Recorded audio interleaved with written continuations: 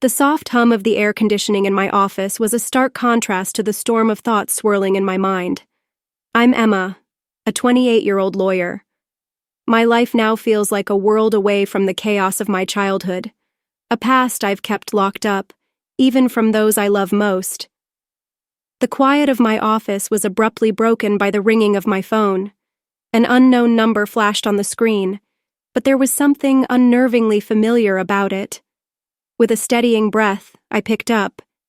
"Speaking," I said, my voice a mix of professionalism and guarded caution. "Emma, it's your father," came the voice, tinged with anxiety that only fueled the unease building inside me. A shiver ran down my spine. It had been more than a decade since I last heard that voice, once a source of love and safety, now a reminder of betrayal and pain. "Why are you calling me?" I asked, my words sharp and immediate, slicing through the silence. "I'm in trouble, Emma, financially. I need your help," he said, his voice breaking slightly. His plea, however sincere, sparked a surge of resentment within me. "Now you need me? After all these years?" I shot back, disbelief and anger lacing every syllable. "Yes, I wouldn't ask if it weren't serious. I'm in real trouble," he continued, desperation creeping into his tone. "You stopped being my father a long time ago. You can't just call me now and expect me to help," I replied, my voice icy, unwavering. A heavy silence followed, stretching between us like an insurmountable divide. "Emma, please, I'm still your dad," he pleaded, a last weak attempt to bridge a gap that had long since closed. The word dad felt almost alien to me, a jarring intrusion. "A dad? You gave up that right when you chose her over me," I said, the years of repressed anger flooding my words. "You're my daughter." "I was wrong," I interrupted sharply, my voice cutting through his. "You made your choice years ago, and now I've made mine." His voice trembled with both pleading and despair. "Emma, I'm sorry. I just need this one favor." The word sorry hung in the air, empty and hollow. "Sorry doesn't change the past. I can't help you," I said firmly, and ended the call. Before I turned 10, my childhood was filled with warmth and laughter, a reflection of the loving life we had in our small rented house. My mother, a radiant figure of joy and kindness, brought light to our days, filling our nights with stories and dreams. My father, once playful and caring, would spend hours teaching me new things or playing games. Our home was a bubble of happiness, where every day was an adventure, and every night a sweet promise of peace. But our blissful life came to an abrupt halt with my mother's untimely death. The house that once echoed with laughter and love turned into a silent mausoleum of memories. I remember walking through the rooms, each corner a stark reminder of her absence. The loss was unbearable, not just for me but for my father too, who had lost the love of his life. However, the depth of his grief seemed to diminish quickly, much to my confusion and dismay. Within just a few months, he brought home Karen, a woman who was to take a significant role in our lives. I recall the day he introduced her, a day that marked the end of my cherished childhood. "Emma, this is Karen. She's going to be staying with us," my father announced one evening, his voice devoid of the warmth I was so accustomed to. I looked up at her, searching for a hint of motherly warmth or friendliness, but found none. Her presence was imposing, her gaze cold and calculating. From the very first moment, I sensed a change in the air, a shift that filled me with an unexplainable sense of dread. "Hello, Emma," Karen said, her voice smooth yet devoid of genuine emotion. Her smile, rather than comforting, seemed to hide something sinister beneath its surface. In the days that followed, the house felt different, as if the walls themselves were recoiling from her presence. The cheerful memories of the past seemed to fade, replaced by a lingering unease that settled in every corner. I remember looking at Karen, trying to find something redeeming or kind about her, but her every look, every gesture seemed to be laced with an unspoken animosity. It was clear that she wasn't here to fill the void my mother had left, but to weave a new narrative, one in which I was an unwelcome part. As I watched her move around our home, a home that once felt safe and happy, I couldn't help but feel that her arrival was the beginning of something ominous. The way she looked at me, with eyes that seemed to hide more than they revealed, did not bode well for the future. The days following Karen's arrival were like walking through a nightmare that I couldn't wake up from. The house, once filled with my mother's laughter and love, now felt cold and unwelcoming. Karen's presence cast a shadow over everything, turning even the simplest daily routines into a series of struggles. One morning, as I sat down for breakfast, I noticed my food tasted unusually salty. "Karen, did you put too much salt in this?" I asked, my voice hesitant. "Oh, did I?" "It must have been a mistake. Just eat it, Emma, don't be so picky," she replied, her tone dismissive, almost mocking. The incidents grew more frequent and spiteful. I remember finding my clothes ruined after laundry. "Karen, my clothes are all faded. What happened?" I asked one day, holding up my once favorite dress, now discolored and unwearable. She glanced at it and shrugged indifferently. "Maybe the washing machine's broken. Or maybe it's time you stop wearing such childish clothes." A surge of frustration bubbled inside me, but I knew arguing would only make things worse. Feeling powerless, I turned to my father, hoping he would see past her act. "Dad, Karen is ruining my things. She's always mean to me," I said one evening, my voice trembling with a mix of anger and hurt. His reaction was far from what I had hoped. "Emma, you're imagining things. Karen is just trying to fit in with the family. Stop causing trouble," he said, his words sharp, cutting deeper than I expected. "But Dad, it's the truth," I protested, but he wouldn't listen. "Enough, Emma. I don't want to hear any more of your accusations," he snapped, his voice rising in frustration. Each day felt like a battle trying to avoid Karen's hostility while facing my father's indifference. The house that had once felt like a sanctuary now felt like a cage. I started spending more time in my room, trying to escape the constant tension that hung thick in the air. Living in that suffocating atmosphere, I felt more alone than ever. The safety and warmth that once filled these walls had been replaced by fear and unease. Every day I longed for the past when my mother's smile could light up an entire room, a far cry from the shadow of dread that now lingered in every corner. Living with Karen was no longer just about evading her insults. It had become a constant endurance test. Her hostility escalated, moving from cruel words to physical torment. At first, it was small pinches on my arm or twists on my stomach, subtle enough to be hidden under my clothes. But the pain was always sharp, a cruel reminder of my helplessness. I developed strategies to avoid her, staying on high alert, always aware of her movements around the house. I would take long detours to my room, or wait until she was distracted before moving around. Despite my efforts, there were times when she caught me off guard, and those moments always ended in pain. One afternoon, as I was quietly reading in the living room, Karen walked in and, for no reason at all, pinched my arm hard, her nails digging into my skin. I winced in pain but bit my lip, swallowing the urge to scream out. She shot me a cold, triumphant smirk before walking away. During one of Grandma's rare visits, she noticed the way I moved carefully, the way I flinched whenever Karen's voice echoed through the house. "Emma, is everything okay at home?" Grandma asked, her voice filled with concern. I looked at her, my heart aching to tell her everything, but fear and the desire to shield her from any more pain kept me silent. "Yes, Grandma, everything's fine. Just a lot of schoolwork," I lied, forcing a smile. She looked at me, a hint of doubt crossing her face, but she didn't press further. I felt a pang of guilt for deceiving her, but I couldn't bear the thought of adding to her worry. That evening, as Grandma left, I saw Karen watching from the window, her expression one of satisfaction. It was as if she relished the fact that she had control over me, that she could hurt me and get away with it.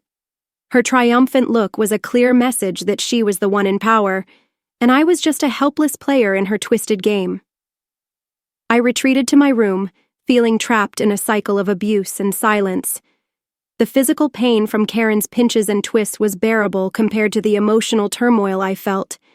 School was my sanctuary, a place where I could briefly escape the misery of my home life, but even there, the shadows of my struggles at home began to seep through. My teacher, Mrs. Davis, a kind-hearted woman who always encouraged her students, started to notice changes in me.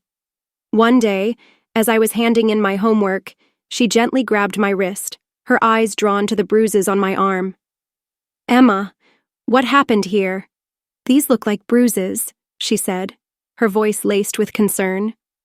I quickly pulled my arm back, covering the bruises with my sleeve. "It's nothing, Mrs. Davis. I fell while playing," I lied, avoiding her gaze. Mrs. Davis didn't look convinced. "Emma, if there is something wrong, or if someone is hurting you, you can tell me. It's important to speak out," she urged, her eyes searching mine for the truth.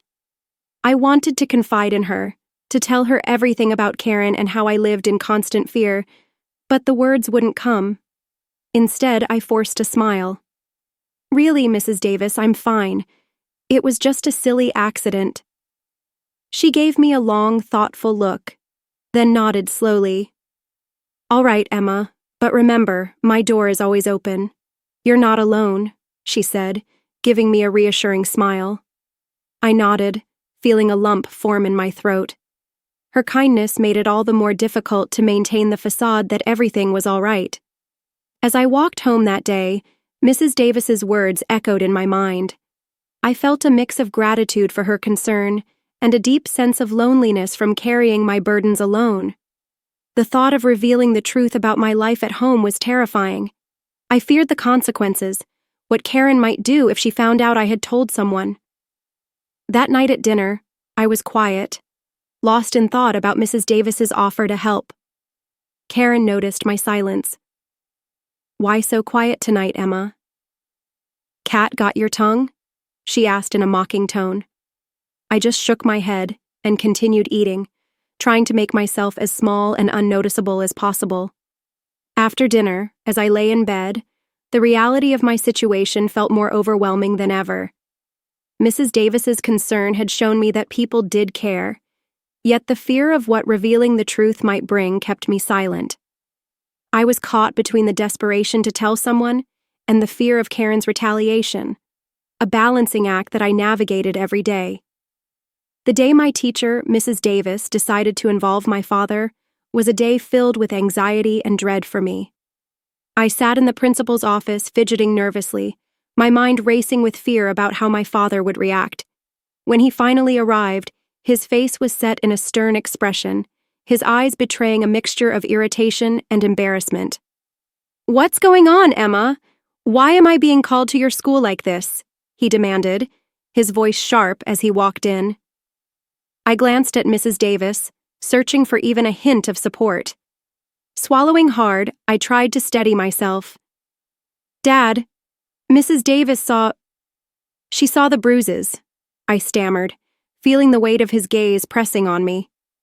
Before I could say more, he interrupted, his anger rising visibly. "Bruises? What are you talking about? Are you making up stories again?"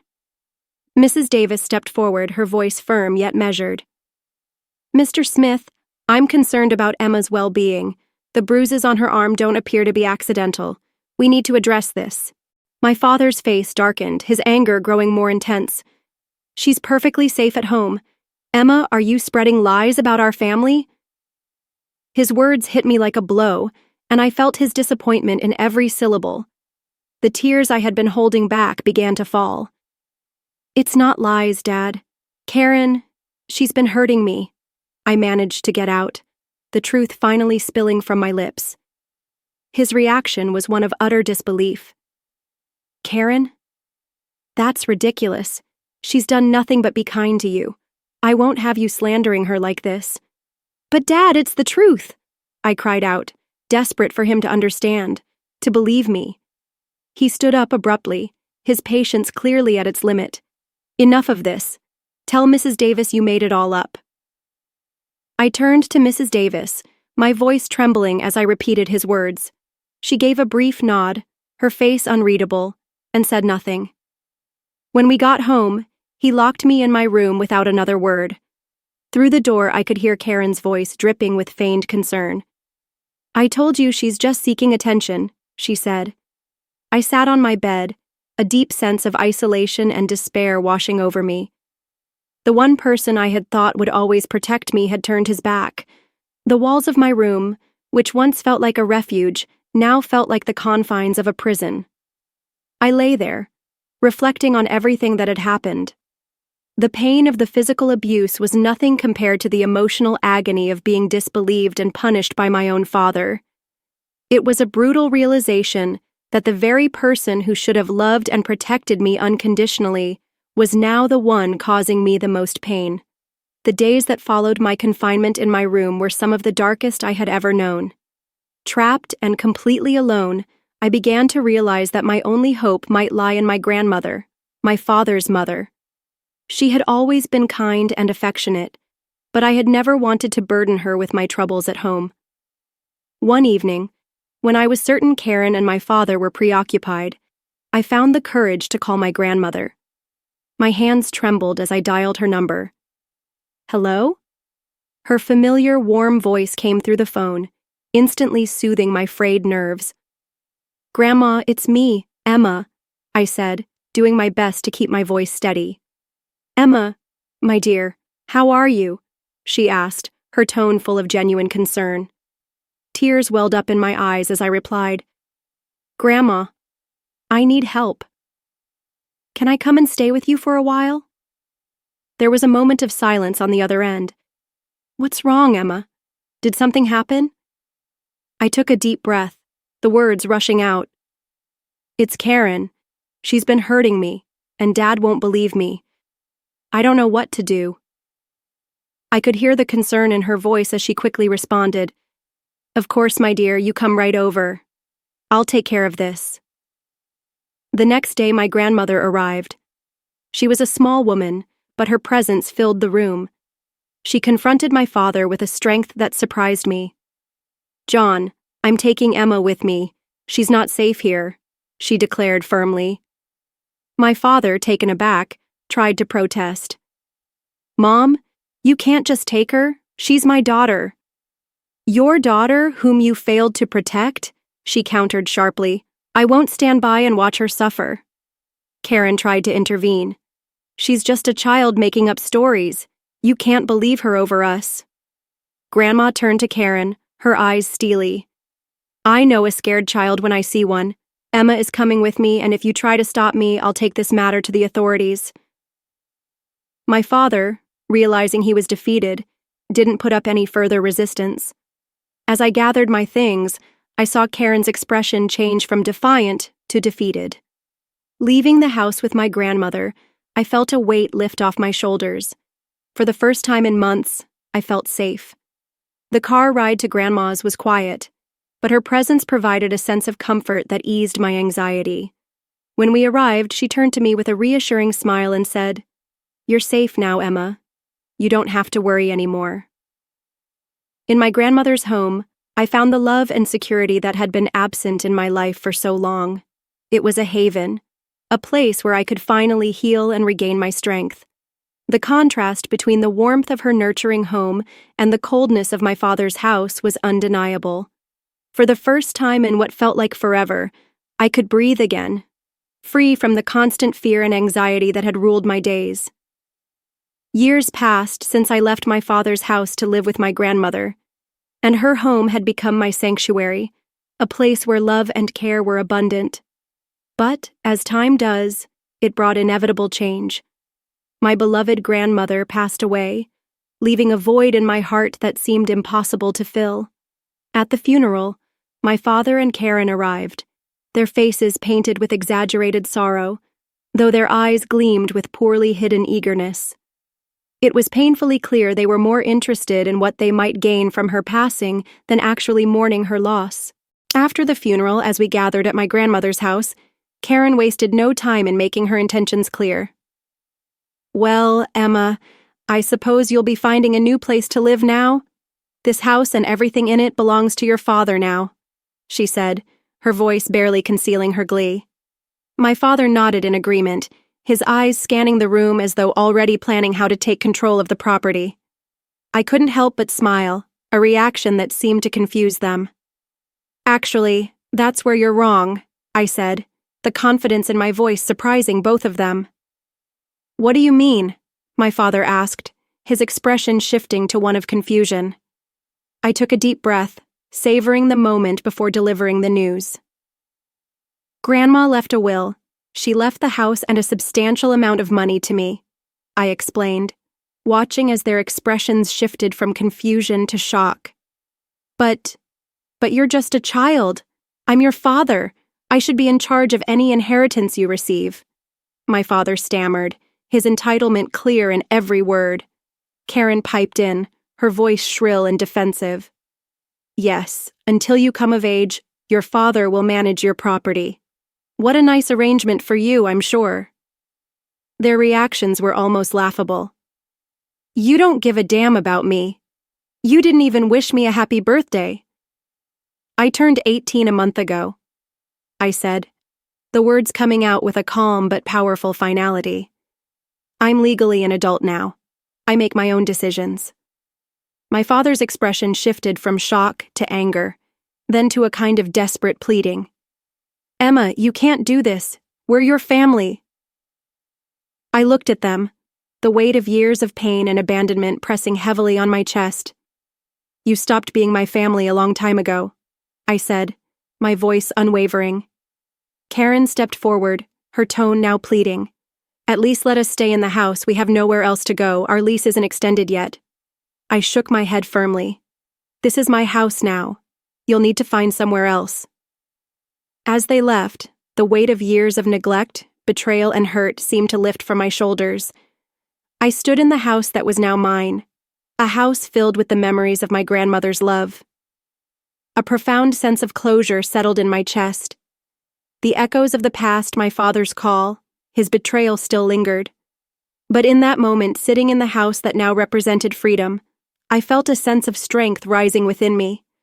The anger, betrayal, and injustice were still there, but now, there was also resilience, a reminder that no matter how dark the past had been, I had survived it and emerged stronger than before.